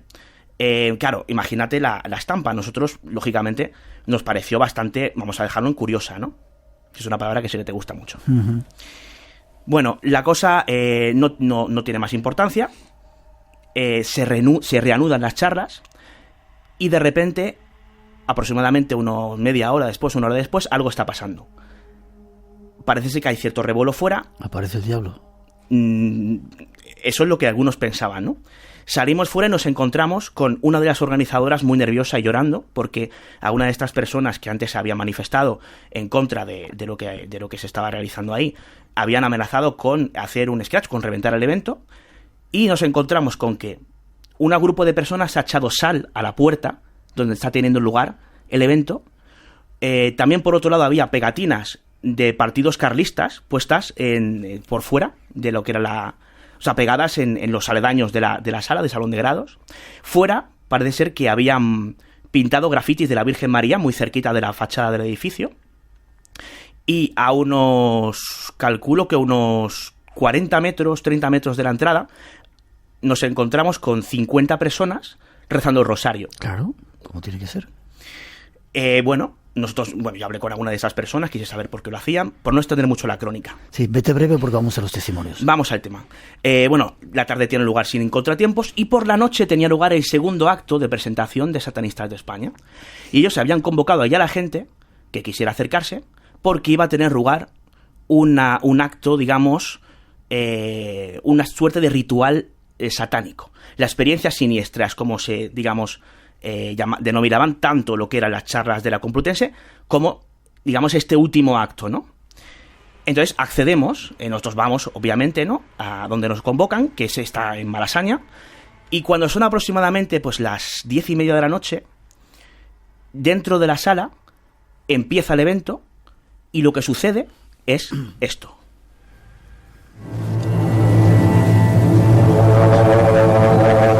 Amigos Satán y Lilith, impregnad con vuestra obra este espacio, inspirad nuestras mentes.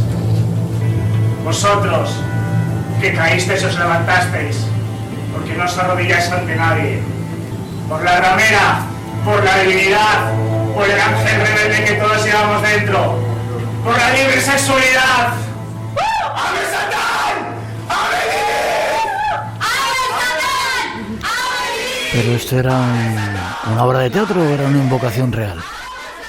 Pues, tal y como lo escuchamos, parece una invocación en toda regla de entrada. Pero ¿qué pasa después? Que esta suerte de invocación inicial se acaba convirtiendo en lo que se conoce un acto de burlesque. ¿En qué consiste? Pues es una especie de acto de burla, ¿no? Como dice el propio nombre, para ridiculizar, en este caso, los estereotipos que se tenían por rituales satánicos. ¿Qué es lo que se hace? Bueno, pues entonces sale una chica, empieza a animar al público, salen varias chicas, hacen una suerte de striptease, otras se ponen a bailar sevillanas, tiran purpurina al público. Lo que ellos querían hacer era ridiculizar los estereotipos de lo que se conoce como una misa negra satánica, en este acto de burlesque que ellos consideraban muy interesante. ¿Pero ellos eran satánicos o luciferinos? Ellos se definen como satanistas, pero su forma, digamos, de presentarse era, bueno, pues hacer un troleo, ¿vale? O, digamos, hacer una burla a lo que se conoce como los estereotipos satánicos, que en absoluto se corresponden con lo que muchos de ellos, o la mayoría de ellos, no hacen en absoluto, ¿no? Yeah. Bueno, esto estaba pasando dentro, pero fuera había unas 15 personas en círculo. ¿Y qué es lo que pasaba? ¿Qué es lo que se podía escuchar cuando te acercabas a esas personas saliendo de la sala? Esto. Dios, que amas la justicia y miras atentamente a los pobres, sobre todo los de espíritu. Libra a la Universidad Complutense de Madrid de los lazos ocultos y defiéndela de los que sirven a Satanás, para que siguiendo tras las cosas que te agradan, merezcan ver tu rostro. Por Jesucristo nuestro Señor. Amén. Estaban rezando fuera, un poco tratando de, bueno, convocar a eso que vosotros estabais haciendo dentro. Efectivamente. Bueno, nosotros, yo estaba como periodista en ese momento, no participando directamente del acto, sino observándolo. También estaba un buen amigo del programa, como es Miguel Pedrero, también allí, ¿no? Bueno, pues viendo aquel show. Esta gente, bueno, no solamente estaba realizando un rosario, sino que estaba realizando una suerte de ritual de exorcismo, ¿vale? E incluso algunos de los individuos que salían o entraban de la sala eran rociados por alguna de las personas que estaban rezando con agua bendita, con un dispensador de agua bendita, ¿no? ¿A ti te echaron agua bendita? A mí creo que no. No llegaron a echarme, o yo no lo vi, no. Bueno, pues igual la necesitabas, ¿eh? Posiblemente. Bueno, pues hasta aquí el evento que tuvo lugar, insisto, el pasado 28 de noviembre del presente 2019. ¿Qué te parece, Miguel? Curioso. Bueno, ¿por qué empezamos con esto como punto de partida? Pues precisamente para empezar a conocer con nombre y apellidos algunas de las personas que o bien participaron en este acto de burlesque o que pertenecen a Satanistas de España, o bien a otras personas que por su cuenta y riesgo, cada uno en su situación, bueno, pues se considera satanista y lo lleva a cabo de una forma bueno, pues parecida a lo que hacen en Satanistas de España, o de forma un poco diversa en ciertos matices. Vamos a entrar en ellos. ¿Vamos con Minerva? Vamos con Minerva García, que era una de las chicas que estaban participando en el burlesque. Que hacía una especie de striptease medio desnudas, sí, quedaban. Efectivamente. En Crónica del Mundo, dentro de unas horas, vais a poder ver fotografías precisamente de Minerva para ver, bueno, pues cómo estaba vestida. Ya ha metido la cuña publicitaria. Bueno, Minerva García... yo la cito junto a Miguel Pastor en un lugar, yo creo que arquetípico para poder hacer una entrevista de este tipo. Quedamos en el Parque de Retiro, concretamente en la estatua del Ángel Caído. Y bueno, cuando le preguntaba él cómo se consideraba ella o qué era para ella ser, porque ella se considera luciferina, bueno, pues Minerva, una de las chicas que participaba en ese acto de burlesque días antes, esto es lo que nos contaba. En el show que viste tú el otro día, al final estamos tocando unos arquetipos, una simbología sin hacer nada esotérico, pero que sí está diciendo cosas. Para mí es esa parte de, no es algo tan frívolo como solamente burlesque, llegar y quitarme ropa, sino utilizar eso para decir cosas Para mí eso es arte. ¿Y qué tiene que ver esto concretamente con el satanismo? Para mí es porque estamos rompiendo un poco estos estereotipos o sea, ¿cómo te explico? Creo que se nos sataniza por ser mujeres, por pertenecer a movimientos LGTB, por no tener un cuerpo heteronormativo, que en el burlesque esto se da, no somos ninguna modelos, ni medimos 3 metros, ni nada de esto. Entonces para mí tiene muchísimo que ver, porque al final se nos sataniza. Nunca mejor dicho. Nunca mejor dicho. Entonces al final es un poco reclamar ese espacio también. Ya que me lo vas a llamar tú, me lo llamo yo. Espacio en Blanco, en Radio Nacional, con Miguel Blanco. Y con David Cuevas esta noche hablando de algunos testimonios de satanistas. Seguimos. Bueno, pues vamos a escuchar a Miguel Pastor, que fue un poco responsable tanto del acto de la Complutense, junto a los jóvenes investigadores en ciencias de las religiones, como, pues Minerva, a la que acabamos de escuchar.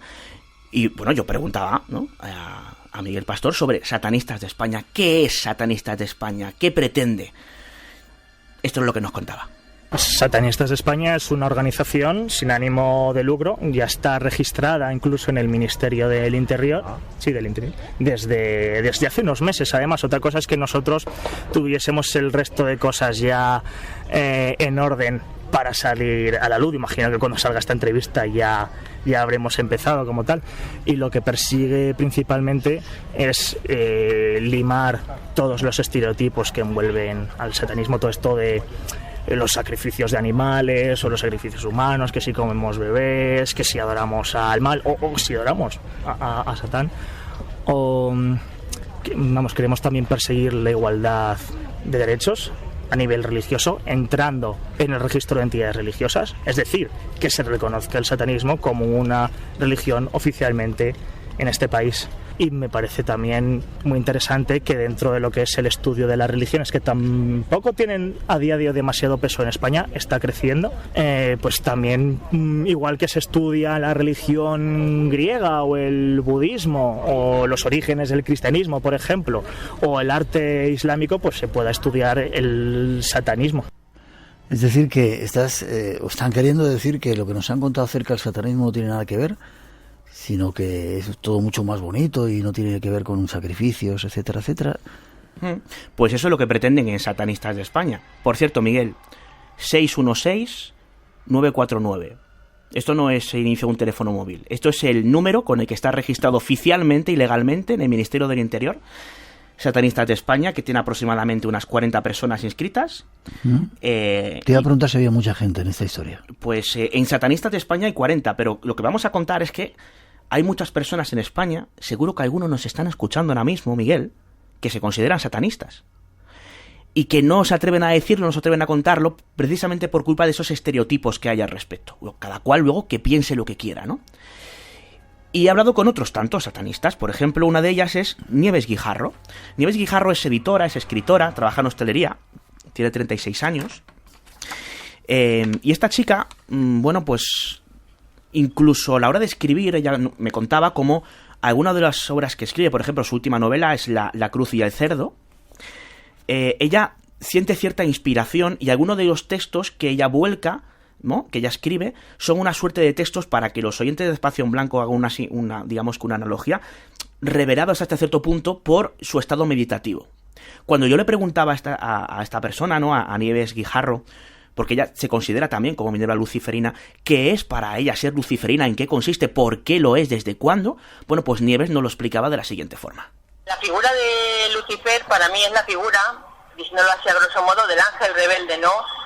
Como la única presencia o esencia que se revela contra lo establecido, ¿no? Eso me sucedía a mí muchísimo en mi casa. Siempre me querían imponer. Bueno, a lo mejor estoy siendo cruel con mis padres y digo imponer, ¿no? Pero es la única palabra que me venía a la cabeza, la religión, ¿no? Porque yo estoy bautizada, hice la comunión y tal. Y yo iba a la iglesia y me quedaba mirando a la gente, ¿sabes? Y miraba sus caras embobadas escuchando al sacerdote, y yo me preguntaba, ¿por qué tengo que estar aquí escuchando algo en lo que no confío, en lo que no creo, dejándome llevar como este rebaño? Yo no quería estar allí. y mi madre me obligaba. Claro, su intención tú piensas que era la mejor, ¿no? Y cuando ya empecé a conocer más sobre esto del luciferismo y me di cuenta pues que yo me identificaba con la figura de Lucifer. Otro testimonio más, pero no sé si había que diferenciar entre satanismo y luciferismo. ¿Hay diferencias? Sí, hay diferencias. También depende a quién preguntes, ¿no? Por ejemplo, una de las personas que vamos a escuchar en breve, que es Margit Glassell, yo le preguntaba, oye, ¿qué diferencia hay realmente? Y ella me decía, mira, para hacer una analogía que la gente entienda, ¿no? Digamos que los satanistas, Satán, vendría a ser algo así como la figura más... ¿Oscura? No, más que oscura, la figura, digamos, más directa, más... ¿Cómo te diría yo? Lanzada, más explícita, ¿no? Más carnal, más banal, mientras que Lucifer vendría a ser un poco el caballero elegante, ¿no? El vampiro intelectual, ¿no? Que tiene un poco ese halo, ¿no? Misterioso y místico, pero a la vez pues, elegante, ¿no? Y sutil, ¿no? Sería lo que sería el vampiro clásico, y el satanista sería lo que es un poco el licántropo, ¿no? El hombre lobo, más directo, más carnal, ¿no? Eso que ella me decía. Luego, por ejemplo, Nieves me contaba una cosa muy curiosa también, que hay que decirlo. Dice, mira, yo te quiero decir una cosa, y quiero que esto se sepa. A mí, hay personas que se han denominado o se han hecho llamar satanistas para acercarse a mí con intenciones sexuales. Yo te voy a preguntar, ¿hay sexo, droga, rock and roll o no hay valores? Parece un poco gente que está en contra del sistema y que, bueno, utilizan esto para... Bueno, sexo hay. ¿Por qué? Porque ellos creen, como decía antes, en esa... ¿El sexo no es pecado? Para ellos concretamente es todo lo contrario, ¿no? Para las personas, obviamente, que piensen de forma diferente o que a lo mejor se estaban manifestando ante esos actos, pues rezando un rosario o lanzando, pues digamos, oraciones de exorcismos, a lo mejor sí lo es, no lo sé, yo no puedo responder por ellos, ¿no? Yeah. Ellos son más abiertos, digamos, que ellos consideran que lo que el catolicismo ha prohibido es lo que ellos consideran que es lo más interesante, el fruto de la vida, ¿no? Y concretamente el sexo es una de las... para ellos el sexo es la forma de crear vida, ¿no? Es una forma de iluminación absoluta, ¿no? Vale, vamos con más testimonios de la gente que has entrevistado. Vamos con más testimonios. Este es muy interesante. Porque también dentro del mundo del misterio hay personas que son satanistas y que no se sabía que lo eran. Y bueno, pues a raíz precisamente del reportaje de mañana de Crónica se va a saber. José Luis Carretero, que es un conocido divulgador en esto de lo insólito, él pues está afincado en Granada, pertenece al grupo Raudive de investigación, sobre todo se dedican a temas relacionados con exploración, psicofonías, este tipo de historias, y hacen jornadas súper interesantes de otras muchas.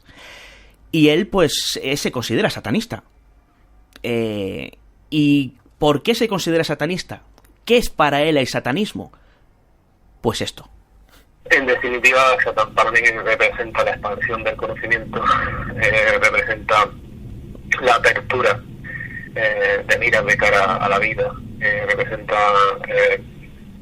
más que, por ejemplo, las religiones del libro, que son representar el tabú, el pecado, el castrar a la persona. Para mí Satán representa precisamente la libertad, una parte de iluminación, ilumina el camino conforme tú te vas dando cuenta que Satán sería una parte de nosotros que nos conecta con el universo, por ejemplo, ¿no? Con la energía del universo, con la energía que normalmente se suele hablar de que somos parte de la materia de un ser mayor, ¿no? Somos parte de la materia de las estrellas, somos parte de la materia de un universo, y por tanto Satán representaría para mí el propio universo.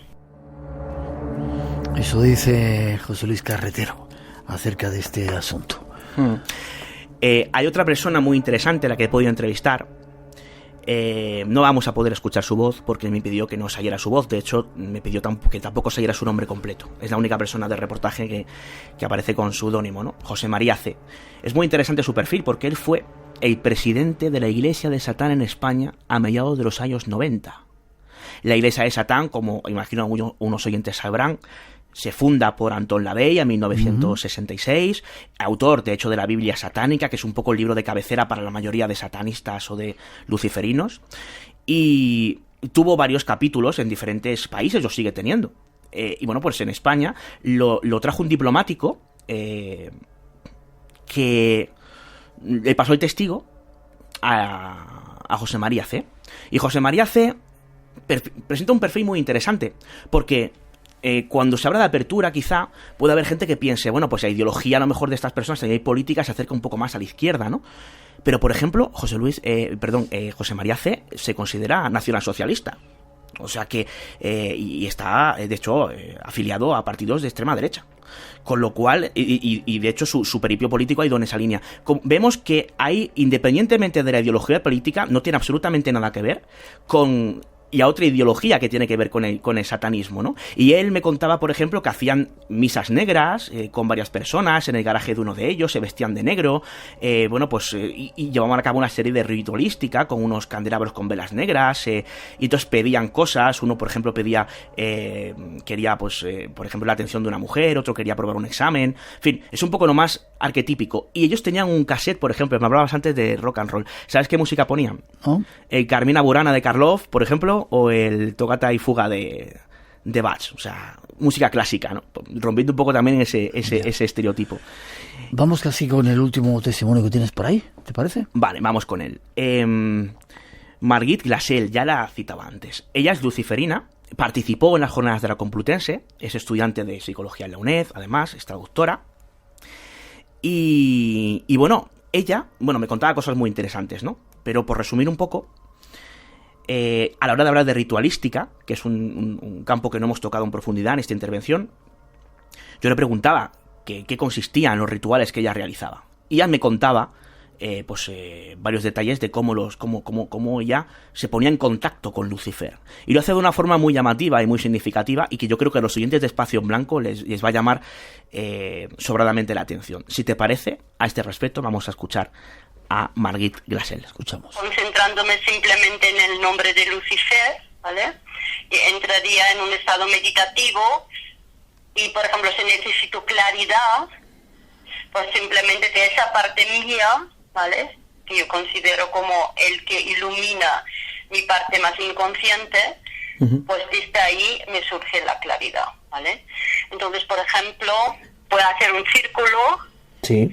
Y luego, hablando como te hablo a ti, sí, invitar al arquetipo de Lucifer a ese espacio y con una visualización guiada, ¿no? O sea, a mí misma, como con una visualización, pues como un diálogo. Como si hablaras con tu ángel guardián, pero sí, hablas con ese arquetipo. Pero ahora viene la cosa importante.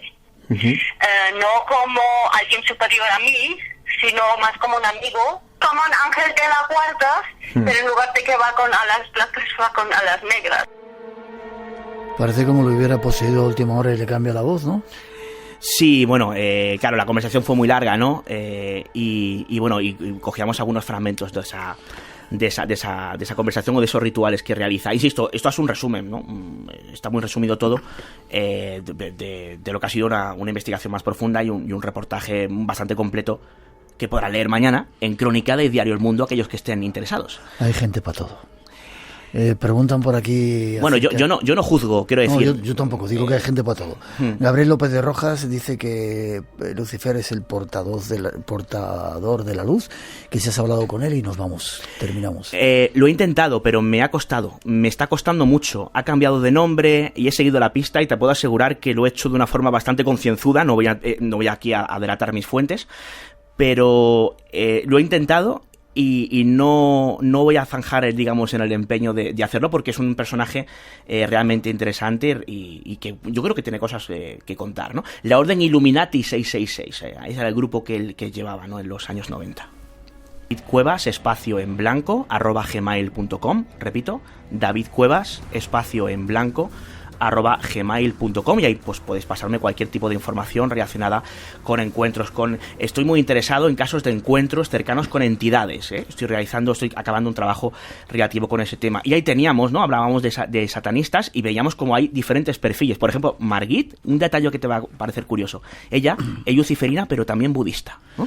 Vale. O sea, tienes montones de perfiles diferentes, pero que todos están unidos en este caso por, digamos, una denominación, una catalogación. Unos son luciferinos, otros satanistas. Ahí están los datos, ahí están sus nombres, sus apellidos y sus datos, y cada cual que saque sus propias conclusiones. Feliz Navidad, feliz año, te veo dentro de poquito. Igualmente, un tema muy navideño de hoy, ¿no, Miguel? Gracias.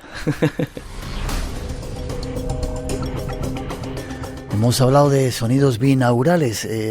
Dentro de poquito vamos a ofrecer un trabajo espléndido que han hecho nuestros compañeros de los dramáticos acerca de este asunto. Más o menos es así. Vais a tener que esperar un poquito para escucharlo, pero esto es un avance. ¿Izquierdo? Correcto. ¿Derecho? Correcto. ¿Atrás? Bien. ¿Estás preparado? Comienza tu experiencia.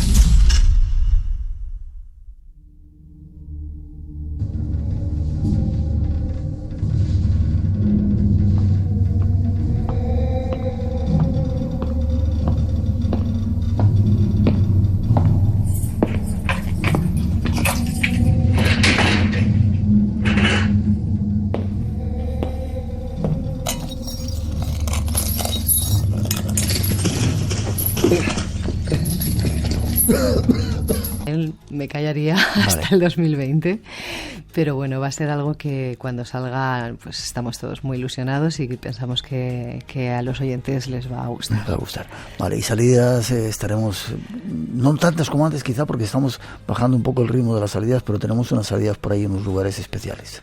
Sí, sobre todo para junio me parece que vamos a hacer, ¿no?, una salida a un destino Eso sí que no se puede decir todavía. Bueno. Felices vacaciones, feliz año, feliz Navidad y nos vemos enseguida. Nos vemos, bueno, seguimos aquí, no nos vamos estas Navidades, el programa sigue adelante, pero volvemos con el programa en directo ya en enero. Vale, mucha suerte mañana en la lotería, feliz invierno y nos seguimos viendo. Hasta entonces, suerte.